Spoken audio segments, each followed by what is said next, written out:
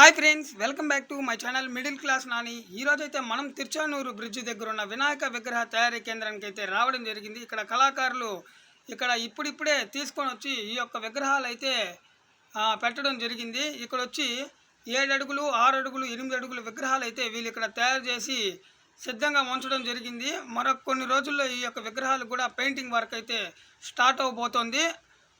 ఇప్పుడైతే మనం విగ్రహాల తయారీ కేంద్రం దగ్గరికి అయితే వచ్చేసాము. ఇక్కడ చూపిస్తున్నాం మీకు చిన్న చిన్న వినాయక విగ్రహాలు కూడా ఇక్కడ తయారు చేసి వినాయక చవితికి సిద్ధంగా ఉంచడం జరిగింది. 1 అడుగు నుంచి 4 అడుగులు 4 అడుగుల నుంచి 10 అడుగుల విగ్రహాలు అయితే వీళ్ళు ఇక్కడ తయారు చేసి ఉంచడం జరుగుతుంది. మన ఛానల్ ఎవరైనా సబ్స్క్రైబ్ చేసుకోకుండా అంటే సబ్స్క్రైబ్ చేయండి, లైక్ చేయండి, కామెంట్ చేయండి, బెల్ ఐకాన్ మర్చిపోకుండా క్లిక్ చేసేయండి.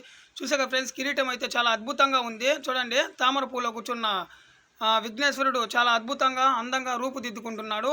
ఇంకా విగ్రహ వర్క్ అయితే పూర్తి వచ్చేసింది. పెయింటింగ్ వర్క్ అయితే మరి కొద్ది రోజుల్లో స్టార్ట్ అవబోతోంది.